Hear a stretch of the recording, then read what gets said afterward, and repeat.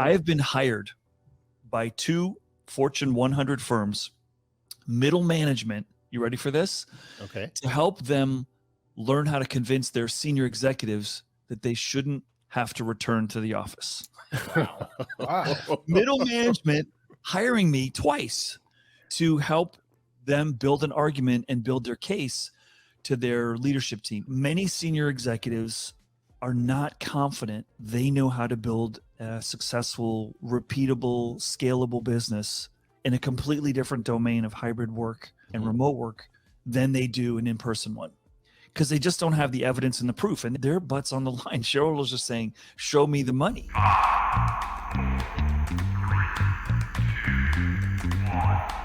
You're listening to What the Tech.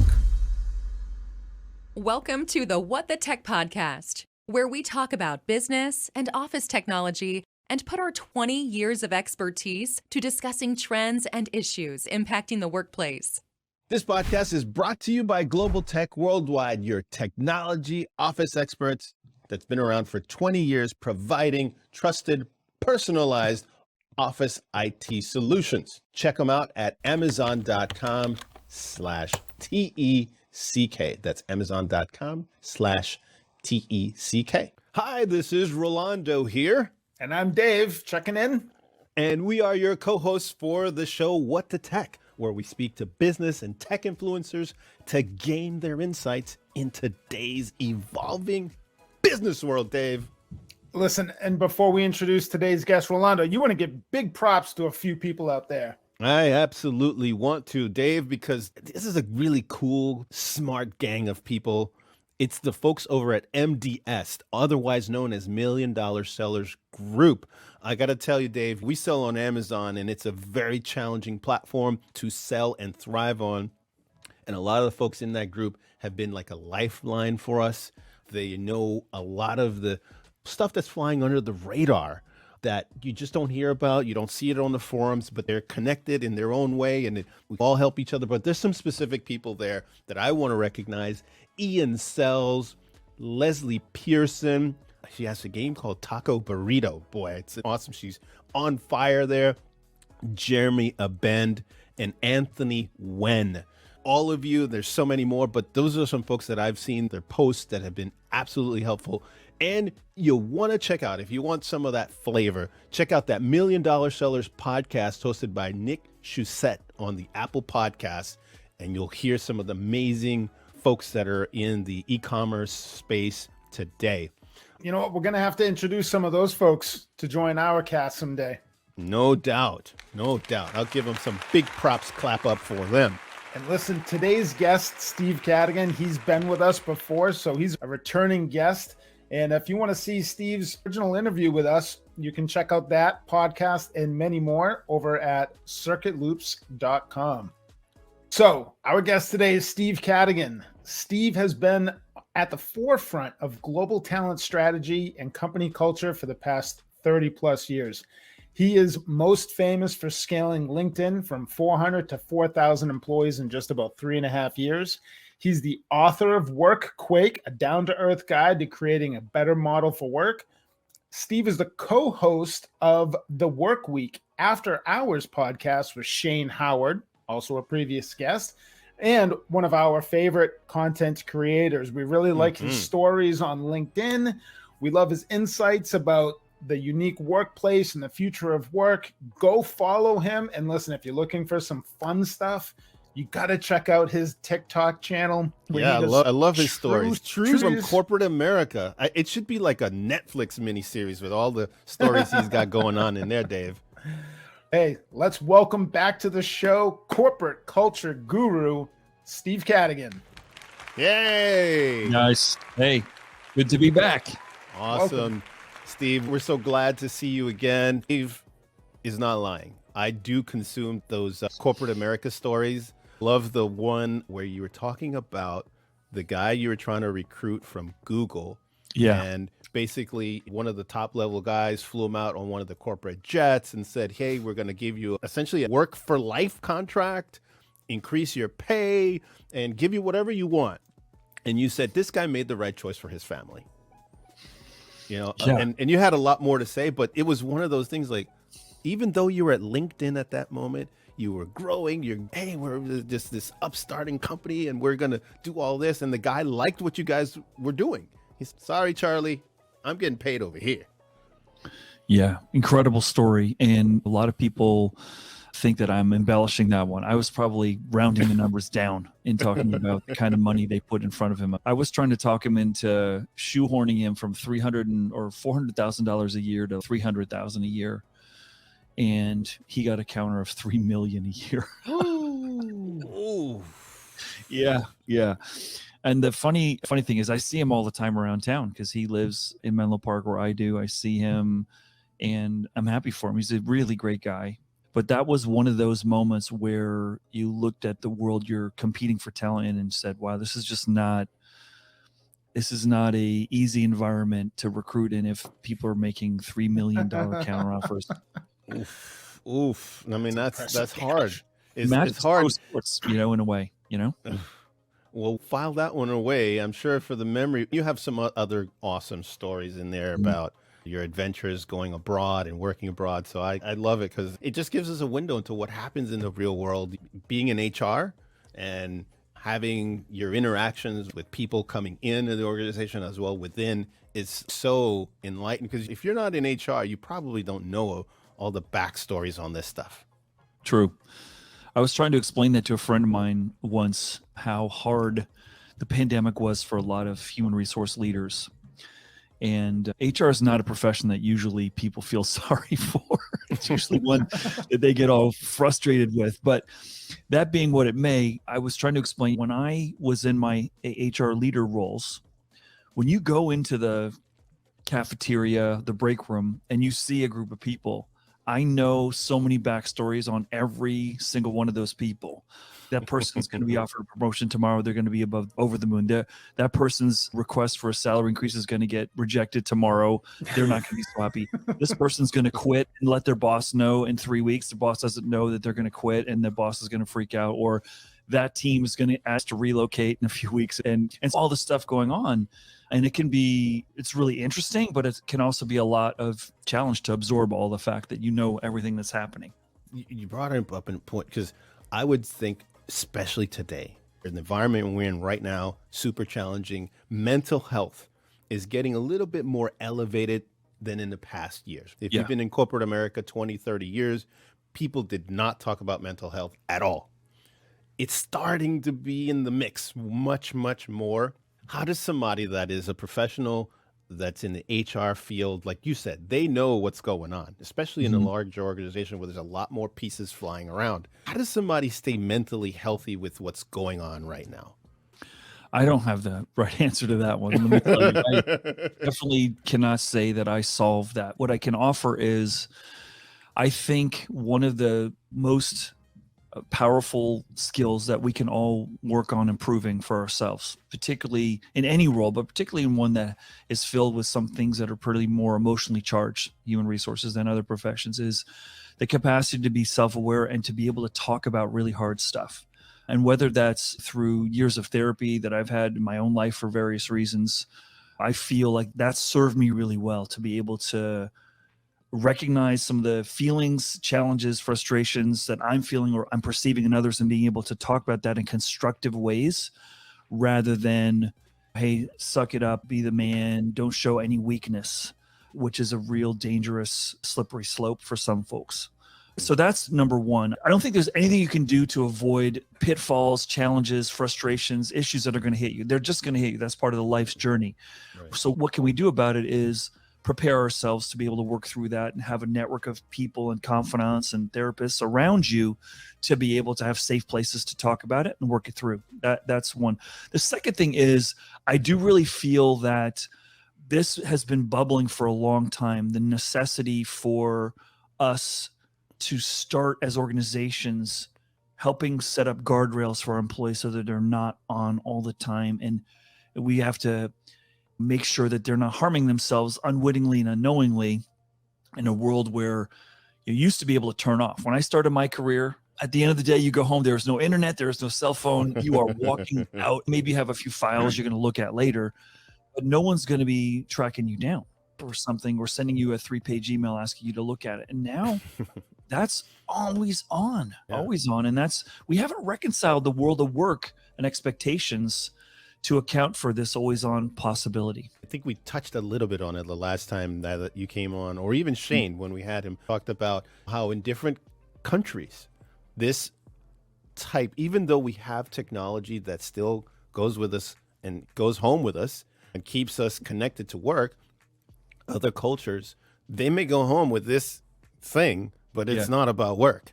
It's about something completely different. It's about connecting with their other friends and connecting with their family, going to a coffee shop, enjoying the nature that's nearby. Here in America, we are really work focused more than any other places. And I think that the pandemic has started that like fork in the road for some other people where work isn't one and everything else is a distant second or third. Yeah, I sure hope you're right, Rolando. I don't disagree with your thesis around us. A lot of here in America, where when you introduce yourself, it's hi, I'm so-and-so, and this is what I do. It's your definition. And I also agree that the pandemic has exposed the shallowness of that.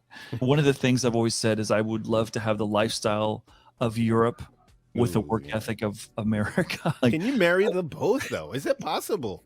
You've been I don't in know. corporate America long enough to know that managers, CEO, shareholders, it funnels down, right? Shareholders, C-level, all of that funnels downward, right? And that expectation, we got to get those numbers this quarter. What are you doing? Yeah. And how does that think the shift in the pandemic, where people say, at least, I don't want to drive an hour to work. I want to drive an hour back. I don't want to be stuck in traffic. I liked being at home where I could see my little one. My mom wasn't feeling so well. I could take care of her. And I even heard you say, I remember you said something about, I could go get a haircut when I want to, rather than only on the weekend where everybody is crowded into that barbershop. Yeah. And even more meaningful things for the parents who are in the audience, being home when your kid comes home from school, which you never were before, or having more family meals and building the closer connectivity to things that you didn't know you were missing before. That's really reshaped a lot of the thinking that people have. So since we last did a show, one of the interesting things that's happened to me, I couldn't wait to share with you guys, is I have been hired by 2 Fortune 100 firms, middle management. You ready for this? Okay. To help them learn how to convince their senior executives that they shouldn't have to return to the office. Wow. Middle management hiring me twice to help them build an argument and build their case to their leadership team. And it goes along the lines of what you think it would, what you were saying earlier, Rolando, which is many senior executives are not confident they know how to build a successful, repeatable, scalable business in a completely different domain of hybrid work and remote work than they do an in-person one, because they just don't have the evidence and the proof, and their butts on the line. Shareholders are saying, show me the money. And what's been tricky about this environment, and what I'm trying to tell the middle management that's hiring me, is I think the first thing you need to do is understand, why are they resistant? Is it they're not just dumb, they're not just like narrow-minded, they're fearful probably that results won't be achieved. So what can you do to raise their confidence level that this is repeatable and scalable? Because the foundation that we've been living within has not been stable for a while. At first it was kids are home. Then it was kids hybrid school. Then kids are back in school, but they're wearing masks, so they can't play sports. So we're still not in a normal world. Then we have a resurgence. We have hospitalizations going up again. We seem to be headed towards that, at least in California right now. The number of hospitalizations, new forms of flus are up. So we're not in a steady state environment yet.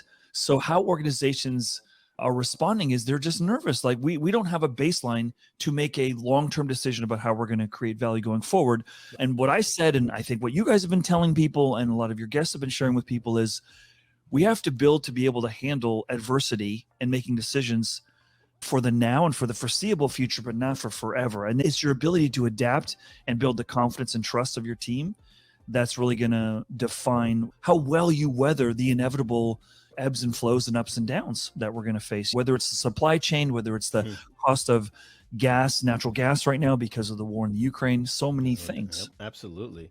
Absolutely. And I think that one of those pieces of evidence that speaks to how remote work and hybrid work have helped, actually two, every single major corporation prior to a few months ago, when people started returning returning to the office, all of them profited well during the last 2 years.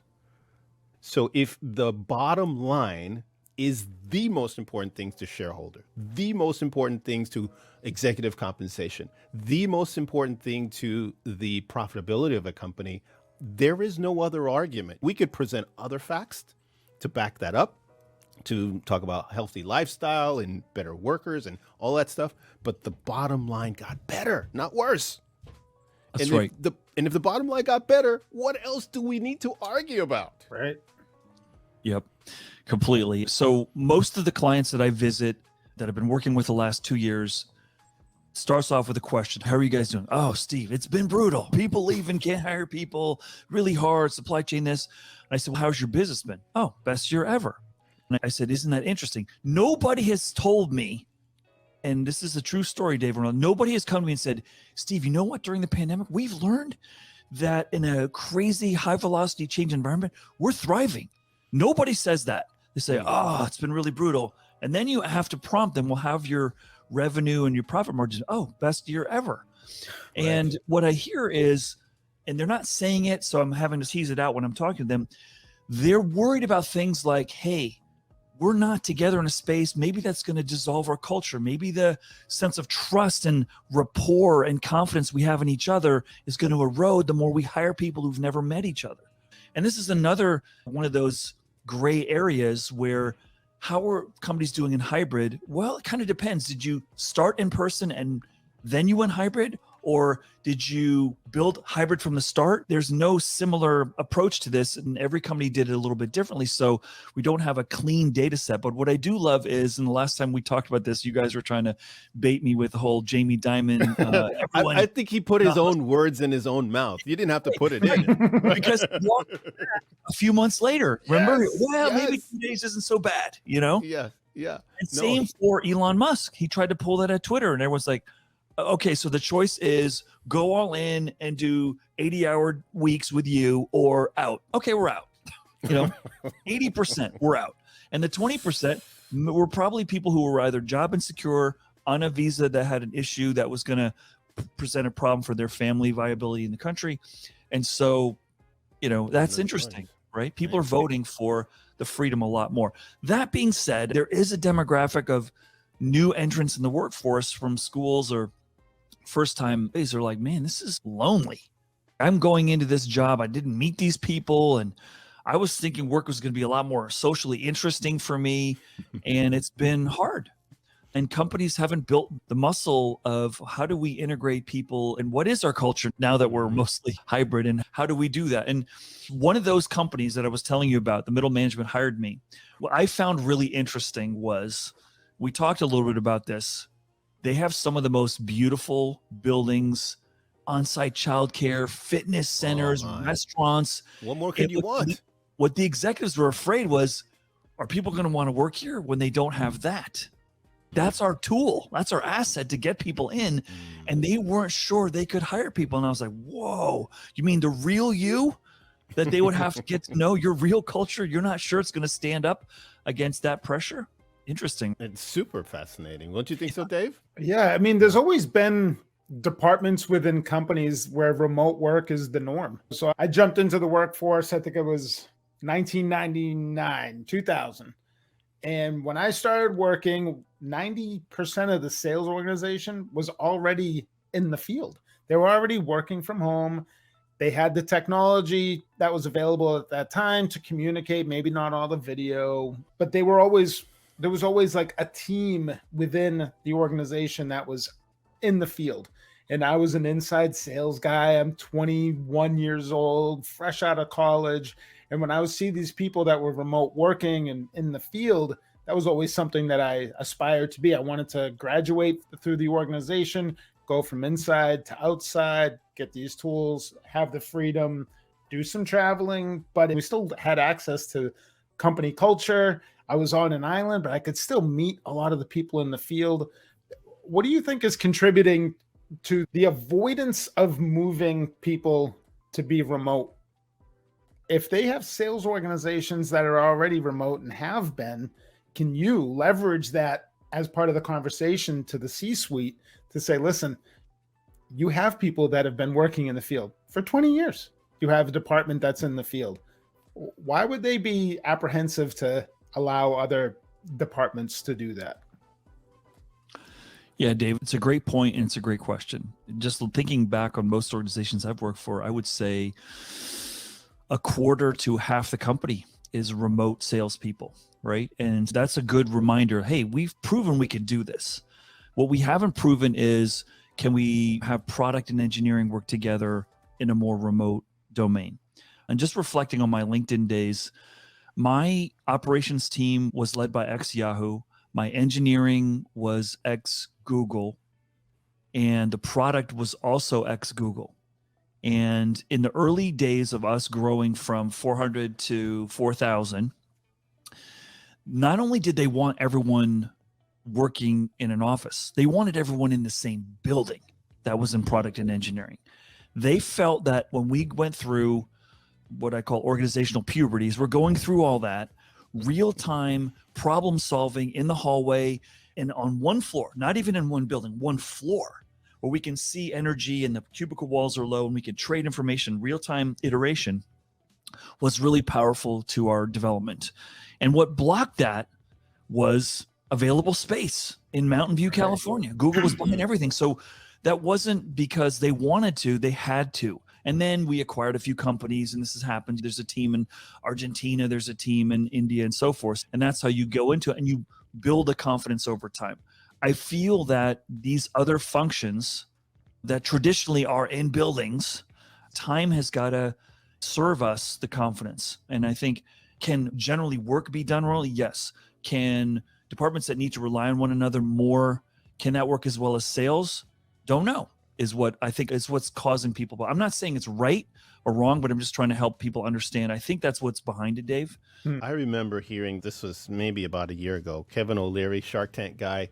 Yeah. He at first said, even if I give them remote work, I don't think we're going to have more than like 10% of the workforce actually be able to do it. And he outlined the departments that may be able to do it. Then about 9 months later, somebody asked him a follow-up on it. And he said, I would not have imagined that so many people in so many different departments want to stay remote. And the profitability didn't go down for his line of companies as a result of all those people. That's right. Yeah. Profitability didn't go down because they started working from home.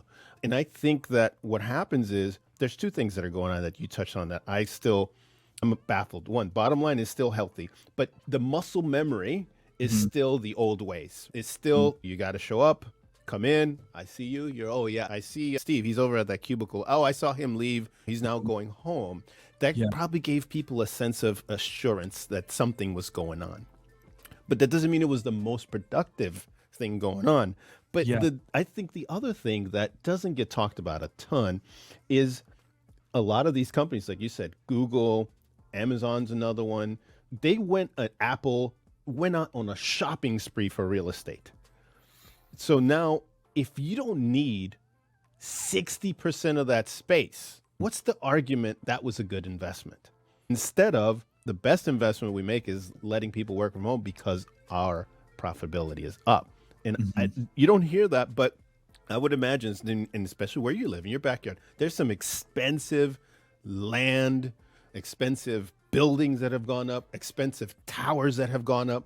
And I just saw a report, 40 to 50% of downtown San Francisco is virtually empty on any given day. So I think those folks that made those investments still want to justify holding on to those versus doing the right thing, which is we let our people work remote because we make more money. Yeah. I really like how CEO of Airbnb, Brian Chesky, he said something on 60 Minutes a while back that I thought was really great. He said, do you believe that people with the best teams are companies that are going to win? It was like, yeah, okay. So then he said, how can anyone believe that the best teams are within a commute radius of their offices? The best people, like, how could you possibly believe that it only exists in commute distance for offices? No, it's just not true. And so we're just on a continuum, Rolando, of confidence growth right now. And of course, there's going to be savings on real estate, but that raises a whole nother ripple down effect of the New York's got a similar problem with massive empty commercial real estate. San Francisco not only has empty real estate, and 20% of the restaurants have closed in San Francisco in the last 3 years, they also have a shortfall of somewhere around 800 million of payroll tax that's not being collected because the workers are not there being paid there. And then public transit's not being used on a scale that we've never seen before. So that's always ran at a loss anyway. So now you have infrastructure and so on and so forth. And so it used to be, I don't know if you guys saw this, but a few years ago, the big deal in San Francisco was that where the Google buses stopped in San Francisco, the real estate market was 25% higher. A premium for taking that bus. Yeah, and there were people throwing rocks at the buses because, you know, you're warping our real estate market. Boo-hoo. Shame on you tech companies. But we're in transition. That's the easiest way to capture it. We are in transition. And I think the leaders and the companies that learn this, solve this riddle of building value in more remote ways. If you can do that. Hey, if you've got a lab and you're solving cancer in Petri dishes, you can't do it as easily remote as you can. And you need the continuity of people together doing some of this stuff until we build ways that you can do it without. But I think the businesses and organizations that can do it are going to have a huge competitive advantage. Of course, no doubt. Let me paint this picture for you, Steve. Let me see what you think about this. If you lived in America prior to the highways being built, you couldn't go from LA to New York very easily. There weren't those highways that we have today. So basically, a lot of things stayed in a small radius. An entire lifestyle, work was totally different. Construction, after all those highways, everything changed. Now, not everybody was on those roads immediately. Towns changed, cities changed, small town, small America, big America, middle America, all over. I think we're kind of in that phase. The groundwork is there for the template of remote work and the new way of working versus the way we used to have it for the last 60 years, which is basically going into an office, driving in, probably from the suburbs for a lot of folks. Now, technology has made it so that we don't really need that for those folks that are not on the factory floor stamping out widgets. And I think some companies are going to get on this new highway and this new way of working early. The early adopters are going to probably 10 years from now going to be much better off than those that find out, oh my God, our town, our company is running dry on really good talent because these other guys have figured it out first. Yep. Yeah, I don't disagree. We had a really good rail system here in America until the automobile manufacturers bought it out and ripped it up to make us more dependent on cars. You go to Europe and those trains are there. But yeah, the whole ecosystem of commerce and living is going to change. And I might have mentioned this when we talked before, but one of the things that I've mentioned in some of my talks, and I think I've on a few TikToks, is just the exposure of the American dream being a little bit flawed. Big house, big car means big distance from work, means big commute, means, that's unproductive time. Absolutely. I'll also say this. I lived in Asia for 2 years and in Singapore, and it's too expensive to have a car there. So I took a taxi or public transit every day. And man, I missed my 15, 20, 30 minutes of solitude before work. I missed it. It was crazy. I thought, oh yeah, thank God I don't have to sit in a car. I was like, no, that was my time. And now I'm in this air freshener, stinky taxi, and I don't like it. And I controlled the music and all the stuff in my car, which is slash the locker room. I'm going to go to the fitness center or whatever. And I don't know what the right balance is for people, but I really like that chamber. I love being in an airplane before they put phones in the airplane and internet because you couldn't be bothered. Now they can find you. And some planes, I don't think that's approved yet. And I think in Europe, they've approved 5G connectivity in some of those flights. The U.S. hasn't been approved yet, but you're going to get everything in real time now. On your I was on phone a or Delta tablet. flight last week, Rolando, that's experimenting with streaming, and you can stream Netflix, Amazon Prime, Apple TV now. Ooh, And that was nice. only meaningful to me because the 49ers game was on, and I was on an airplane. Like, I need to see this game, and I could get it streamed. Which brings up a really interesting point around new people and taking on jobs for the first time, and talk about a team that's faced real adversity. They're on their third string quarterback now, and they haven't missed a beat. And that's a message that all businesses should look at. Are you building bench strength? Are you having people learn this? Because now you got a kid No who doubt. shouldn't be doing this, doing it on a world-class scale. Third stringer, boy. I got to tell you, I played football. And if you down to third string, you're usually thinking the season is over. Right. We're going to get blitzed and crushed. But I if know. they had to recruit him with a commuting distance away from the stadium, they would never have had him.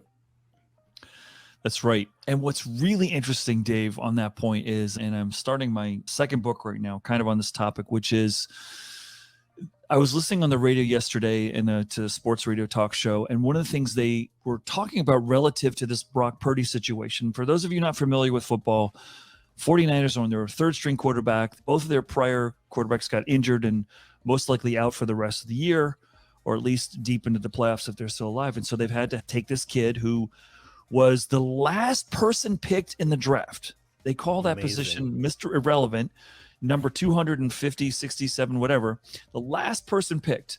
And he is blowing minds with how well he's performing, which calls into question all the stuff around, they have to have these skills, they have to have these experiences, they have to be over 6'4", they have to be, he's on the shorter side, I think he's 6'1", doesn't have the cannon that his predecessors had, and he's just really performing at a very, very high level.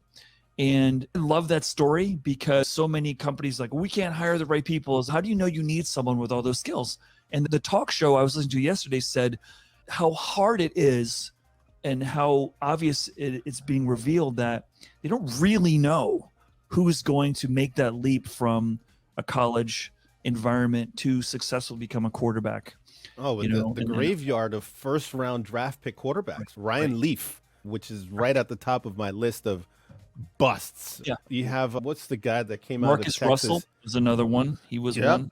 Yep. You have the guy who came out of, I think, Texas or Texas A&M, who liked doing this money sign thing. Johnny Manziel. There we go. Yeah. Colt McCoy, who is starting now for filling in Arizona. He was amazing with University of Texas, but he never caught on. And then Baker Mayfield was a number one, and now he's laughingstock of the league on his third or fourth team and just not delivering statistically what his draft pick should have warranted. And now you've got Mr. Irrelevant just crushing it.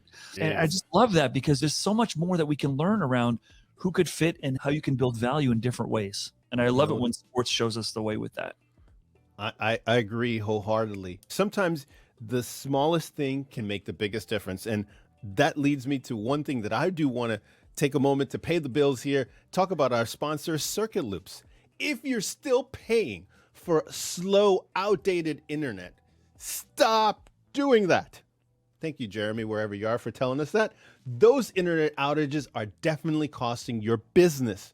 For the price of less than a cup of coffee a day, you can get the right business internet plan from day one. Go to circuitloops.com for an instant quote on backup wireless and fast fiber internet. And the best part about it is that you can get a personalized business proposal in less than 60 seconds. That's an industry first, and it's that easy. Go to circuitloops.com to learn more. Now back to Steve Cadigan, the corporate coach guru. I'm going to give you that title.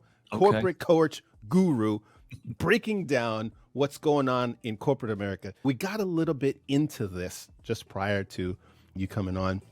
We were talking about Twitter, and it is, besides ChatGPT, Twitter is probably, I think, the second most talked about topic with what's going on. Tell me, Steve, you've talked to so many organizations. Yeah. Is there a learning lesson from the management of what we're seeing at Twitter, which is essentially Elon Musk? He's the management. And what's in there for us to see in terms of what we should be doing and shouldn't be doing? What are some of these lessons? First, I think what I like about this opportunity we have to watch what Elon's doing or what we think he's doing at Twitter is you have to recognize that there is no one ubiquitous right leadership style or one ubiquitous, this is the way your culture should be. There's lots of different ones. And what I like about Elon is he's unapologetic, and no one should be surprised with how he's leading, because we've seen, or if you follow him, he's behaved similarly for his whole career at SpaceX and Tesla and other places. So I'm not surprised. What's really interesting is that all his actions seem to be flying in the face of everything we're taught is the right way to lead, which is build trust, be transparent in your communications, build a psychologically safe environment. And he's just like going like a wrecking ball through that. What do you think about him bringing go back to that image, Ori, bringing in, was that supposed to be the kitchen sink that he's bringing in? Because this is very purposeful. He's not doing something accidentally. Like, what kind of message was he sending to either the world or employees at Twitter when he did this? If I could understand how his brain thinks, I'd probably have a boat and a yacht. I guess he's just using a metaphor that when you want to change something that you think's broken, and I think he thinks Twitter was broken, that he's going to smash all the elephants in the room. And that was a very symbolic, like, what was is no longer, and it's a completely new day. And if you doubted that for a second, I'm going to just reinforce that with everything that I do. And there's some merit to that. The academic research on change is, if you want to change really big stuff, take really strong swings at it and break glass and be really loud and obvious in it. And I think he did a class act in terms of, oh yeah, new sheriff in town, and there's no mistake about it, instead of dribs and drabs and little communications here. But I have no idea what his end game is. I don't think anyone else does, really. And I feel like he's alienating a lot of his followers with how he's been handling this. But we'll see. Who am I to bet against that guy? You know, I mean, it's hard to bet against him, but in the short term right now, advertisers are speaking, users of the platform are speaking, or leaving, I should say, not speaking because they're not on the platform anymore. And in that space, TikTok is taking over. YouTube's right on the verge of trying to expand with shorts, and Facebook's trying to reimagine who they are. Twitter's trying to find that space.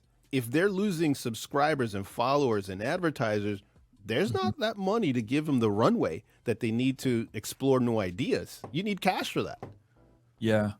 Yeah, I feel sad on a different level about this whole situation, in that I do a lot of research, and Twitter is really good for research. And just like ChatGPT, the universe of intelligence that you're pulling from, the more people you have participating, the richer the research base becomes. And now I don't know what it's going to become. And I think if people had an alternative, the users had a viable alternative, I think many of them would be out. And so I don't know how this is going to play. Would I say that platform is a game changer for me in my business? Absolutely not. I have not solved how to integrate Twitter in a way that's commercially viable for me. It's interesting as a research platform, and I find some incredibly bright, witty people. I learn from them on Twitter from time to time, but it's definitely less than 3% of my day looking at that, versus LinkedIn's probably 30% and TikTok's maybe 15, 20% of my time. So it's just different for me, but I know there's some great stuff on there. And if something happens in the world, like, oh, there's a volcano, immediately go to Twitter and someone's taking a picture of it live. It's pretty incredible like that. No doubt. So a question I want to ask you, Steve. So culture starts from the top, it trickles down.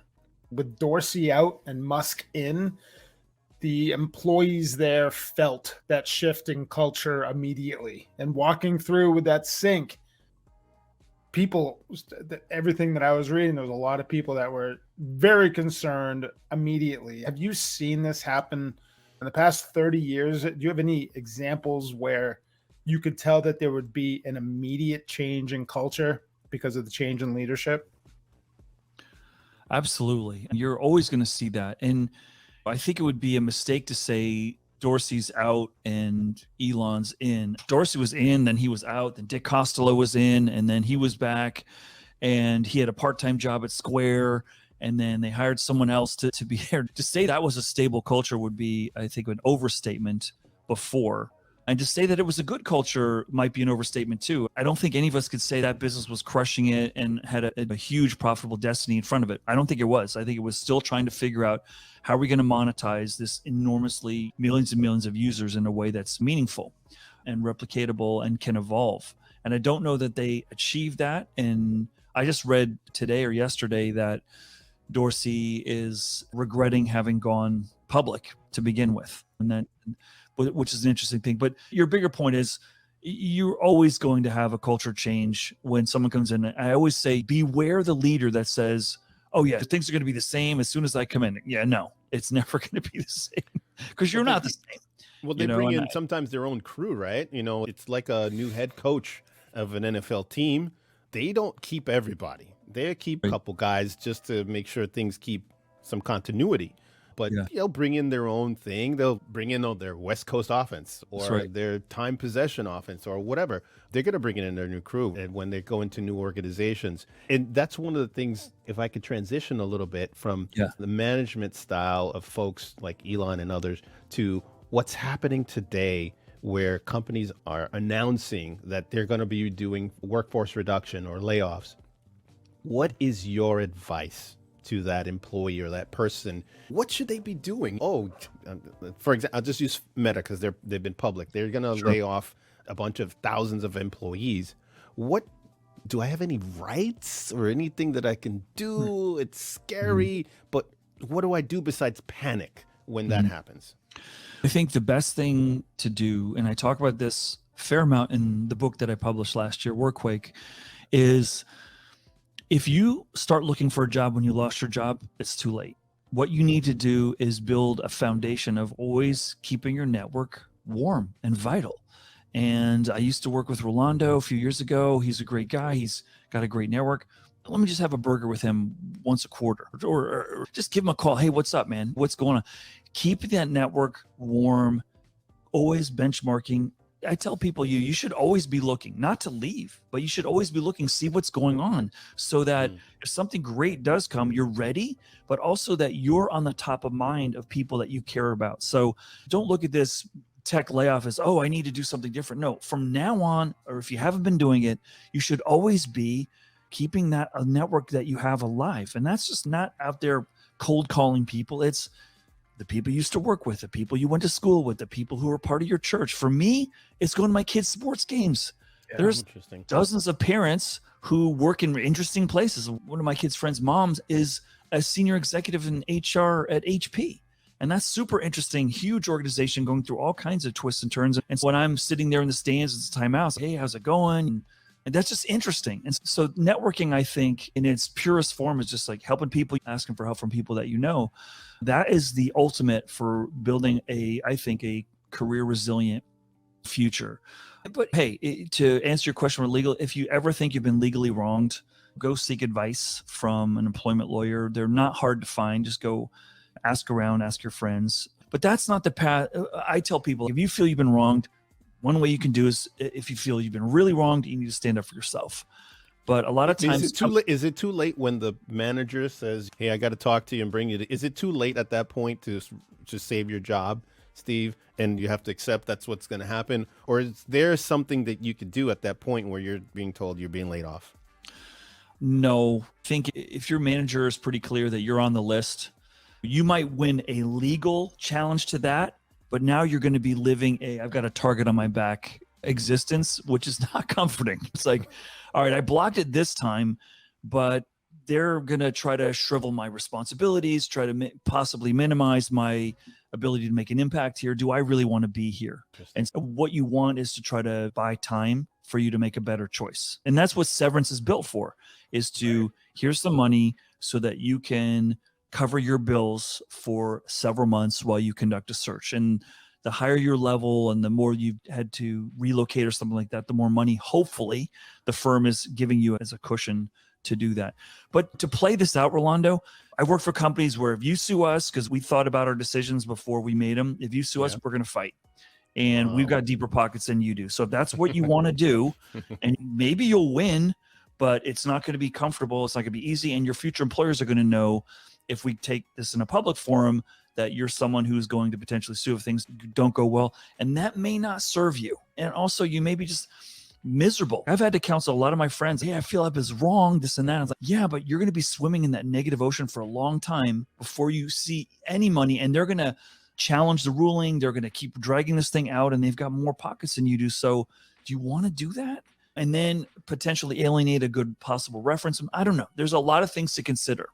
And that's really hard, because when people feel they've been wronged, that they get really righteous and they stop thinking about the long-term ramifications of what could play out if something goes really sideways. And that's just hard. And having family members who've gone through this, and I'm like, okay, we can go this route, and I can give you the pit bull lawyer who's going to just attack.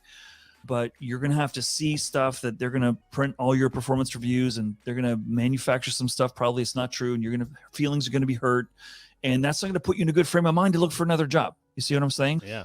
No, that's exactly. I wanted you to bring these up, because there's so many people that are in transition with jobs. We're in a place where we haven't been in a while. And there are people that feel what you just said. Hey, wait a minute. I've been putting in good work. Or, hey, wait a minute. You may want to think about that, even though you've been putting in good work. These guys play dirty sometimes, and they'll release all the stuff we have on you just to prove a point. So you don't go to court, or you don't go to trial.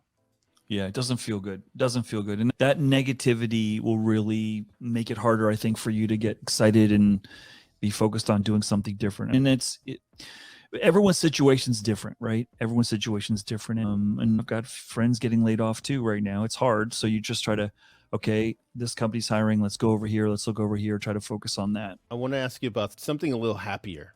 Okay, great. Portugal. What's going on with our friend Shane Howard over there and living the digital nomadic life? Can you shed a little light on that? Yeah, I was on a call with Shane earlier today. 6 months into the family journey in Portugal. They're absolutely more excited about their choice now than they were when they got there. And that's even with winter and rainstorms setting in, all that stuff. Kids are just really feeling energized by new experiences and new languages and new schools and things like that. And I think it's a credit to the parenting that their kids are as excited about being there versus, you're ripping me away from my friends. Why are you doing this to me? I think they set up and managed it really well. And he's starting to really build community over there. I was there, been over there twice since he's been there. I think I was there in July, and then I had a big project in October with Nova School in Lisbon, which has been great. And yeah, we're looking to partner on some exciting projects with not only the government, but also the city of Lisbon and some other businesses out there, which is really exciting. So I think I'll let him tell you next time you talk to him, but I think it's beyond his wildest dreams. And he's vacationing in Italy right now for a week with some friends that they made in Portugal. Yeah, it's really great. I'm glad to hear that things are going well out there in Lisbon. I know that keep hearing other folks that are saying, yeah, it's on my radar screen, and I've been thinking about that. Or I know of 2 other couples that are moved out there. It's definitely getting out. Word is out more and more about that area being a hotbed for quality of life improvement. If you can keep working or work on new stuff like you guys are doing, and not have some of the stresses, what you were talking about. I'm sure is he on all the time like he was here? He is. Shane, he is on more than he probably would even want to admit. Here's the thing about Shane and Portugal that I think is really salient for your show. That country has gone all in on leveraging the pandemic for their benefit. All in. And we've seen more legislative change there on immigration laws, tax laws, to take advantage of this moment in time where people are a little loose in terms of where they could live, to benefit long-term their country. And that is not something we've seen before.